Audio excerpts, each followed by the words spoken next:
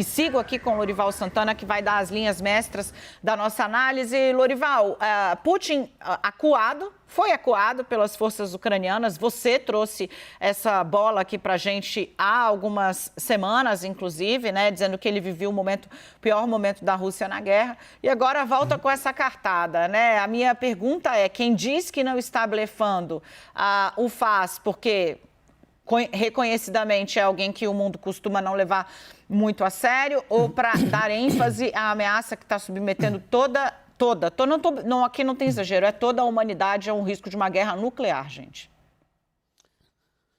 Boa tarde. As duas coisas, né? De fato, a arma nuclear, ela tem um papel dissuasivo, né? Para intimidar o adversário e tentar retirar o incentivo para o adversário atuar ou continuar atuando da forma como está, que é esse o caso, né? O que ele fez, então, preparou referendos para os dias 23 a 26 de setembro no Donetsk, no Lugansk, na Kherson e na Zaporizhia. São 4 províncias, né? Referendos com a arma apontada para os eleitores, né? Então não tem de fato nenhum significado prático, eleitoral, como ele fez na Crimeia em 2014, né? E aí, ao fazer esses referendos, aí supostamente esses territórios são anexados à Rússia e passam a fazer parte da Rússia. Então, o que ele disse hoje é que se a integridade territorial russa for ameaçada, ele pode recorrer a essas armas. Isso é uma mudança na doutrina da Rússia e das outras potências nucleares, porque a doutrina diz que a arma nuclear só pode ser usada se o país for atacado com armas nucleares. Na doutrina não se diz que se o país for atacado com armas convencionais, ele pode reagir com armas nucleares. Isso não existe na doutrina nuclear, nem no Tratado de Não Proliferação, que reconhece as potências nucleares. A Rússia tem 4.500 ogivas estratégicas e 2.000 ogivas táticas. A gente está falando sobre essas ogivas táticas, que podem ser embarcadas em mísseis com alcance de 500 quilômetros, que são os mísseis que ele está usando contra a Ucrânia, mas cujo impacto termonuclear é devastador, é muito maior do que isso e pode chegar a países como os países que são vizinhos à Ucrânia, que são integrantes da OTAN. Né? Então, eu estou mencionando isso porque a OTAN não ficaria insensível ao uso de armas nucleares que atingissem apenas a Ucrânia. Já deixou claro que o uso de armas de destruição maciça na Ucrânia seria uma linha vermelha. Mas atingiria a Romênia, a Eslováquia, a Hungria, e a Polônia, que são países que fazem fronteira com a Ucrânia e que são integrantes da OTAN. Louri, vamos começar a entender aqui. O que você traz para a gente é, se Vladimir Putin decidir usar ainda, porque eu vi mais cedo, eu fui tentar entender exatamente o que ele tem à disposição. Tem ogiva para tudo quanto é tipo, né? Ogiva para fazer um estardalhaço inacreditável, uma tragédia em termos inéditos humanitários, e tem também ogivas de alcance limitado, né? O que você está nos dizendo é que a União Europeia, e aí isso a gente vai ter logo mais aí essa reunião de emergência da União Europeia, né? A União Europeia já discute meio que como reagir a cada um desses cenários, sendo que, né, a simples emissão, independentemente do calibre da bomba, digamos assim, já seria considerado um ataque que ultrapassa as linhas apenas só da guerra da Ucrânia, é um ataque à Europa como um todo. É mais ou menos isso?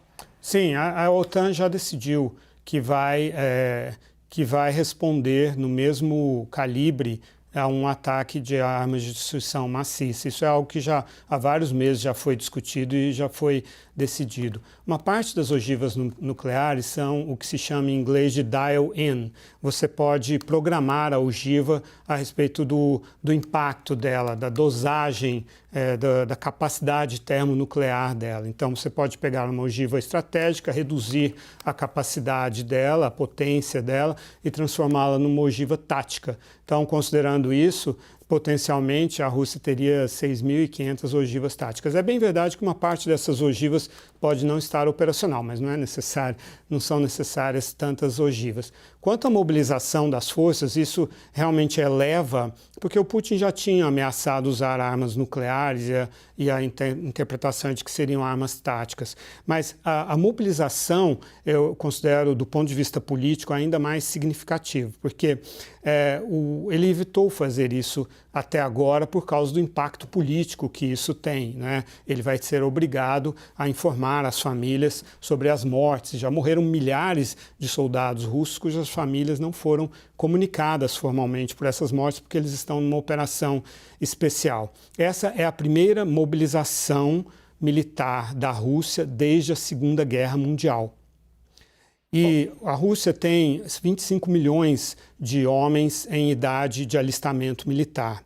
A ideia pelo que o Sergei Shogun, que é o ministro da Defesa, disse, mobilizar até 300 mil, que seria 1,2%. Mas isso, então, seria uma forma de tentar resolver um problema que eles têm, que é a falta de capacidade de reposição de efetivo. Eles estão perdendo muitos soldados e não estão conseguindo repor na velocidade necessária e na velocidade da Ucrânia, que está perdendo mais soldados ainda, mas consegue repor por causa do moral do país. É claro que o país está invadido. Agora, veja bem, esses soldados, eles não têm treinamento, não têm capacitação. É a reserva, né? São homens civis, comuns, pessoas comuns, que estão fugindo, inclusive.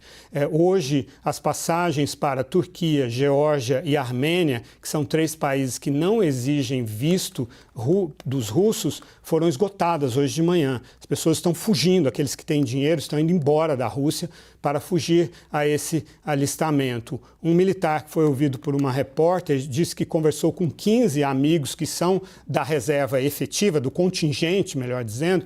Todos disseram que não querem ir para essa guerra. Então, há uma falta de motivação, de treinamento, de capacitação para ir a essa guerra. Portanto, não é necessário que tudo isso que ele está fazendo no campo convencional resolva o problema da derrota que ele está sofrendo no terreno. E é nesse sentido que eu me preocupo, sim, com a possibilidade de usar uma arma nuclear tática. Isso agora está pela primeira vez no horizonte de uma forma mais séria.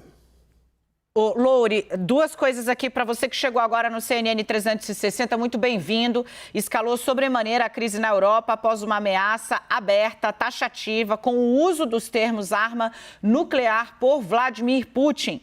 O presidente da Ucrânia, Volodymyr Zelensky, fala ainda hoje na Assembleia Geral da ONU, após a ameaça aberta de Vladimir Putin do uso de armas nucleares no conflito que ele trava dentro da Ucrânia. Essa ameaça vem depois de Putin ter, a olhos vistos, diante do mundo, né, perdido espaço dentro da ofensiva na Ucrânia. A Ucrânia conseguiu retomar territórios que Putin havia tomado. O presidente Volodymyr Zelensky fala hoje, logo após Biden. Para fechar, eu queria trazer aqui o aviso, Lorival, que Zelensky já falou com o presidente da Turquia, depois dessa ameaça ter sido feita, e deu entrevistas dizendo que o mundo não devia levar a sério. Qual é o tom que a gente pode esperar do presidente ucraniano logo mais?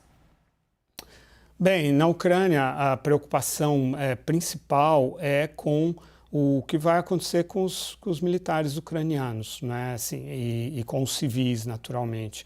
Os ucranianos não acreditam na capacidade bélica russa, porque ficou provado que essa capacidade no nível convencional é bastante limitada. Então, o que o Zelensky, o objetivo dele é procurar intensificar a mobilização dos aliados, dos países aliados, para que façam uma pressão ainda maior à Rússia para dissuadir a Rússia de usar essas armas nucleares. Qual a forma de fazer isso? É dizendo que deixando claro que se as armas nucleares forem usadas, a resposta será com armas nucleares que apeariam o Putin do poder. Gente, que tragédia, que tragédia. Lorival, vou pedir para você ficar de prontidão aqui conosco. A gente vai seguir acompanhando minuto a minuto a guerra na Ucrânia e a coreografia dos principais líderes mundiais que acompanham durante a Assembleia Geral da ONU essa escalada no conflito, escalada retórica com a ameaça de Putin do uso de armas nucleares. Para você ficar de olho no que vem por aí, ainda hoje fala Volodymyr Zelensky e às 5h30 o nosso chanceler Carlos França encontra com Sergei Lavrov. Se eu puder, Igor, se eu puder só fazer mais essa pergunta ao Lorival sobre esse assunto. Igor, Louri, eu queria saber o que a gente pode esperar dessa conversa do nosso chanceler Carlos França com o Sergei Lavrov a respeito da guerra, porque o Brasil vem pedindo um cessar-fogo. Bolsonaro fez isso na ONU ontem, né, de público. Agora, o Putin hoje, no dia seguinte, ameaça com arma nuclear. É possível que a gente tenha novidades ou que o Brasil tenha um papel mais destacado do que o que teve até agora nessas negociações? Ou não? O encontro não deve sair das negociações em torno de grãos, em torno de fertilizantes, em torno de combustíveis, para ficar em questões mais práticas que interessam aos dois países? O Brasil não tem envergadura geopolítica, nem militar, nem geoeconômica para exercer um papel nessa questão e já demonstrou também que não entende a questão, né? Não entende as motivações do Putin, não entende a estratégia do Putin. Enfim, as palavras do Brasil são vazias no palco internacional quando se trata da guerra na Ucrânia. Obrigada, Louri. Eu já volto com você.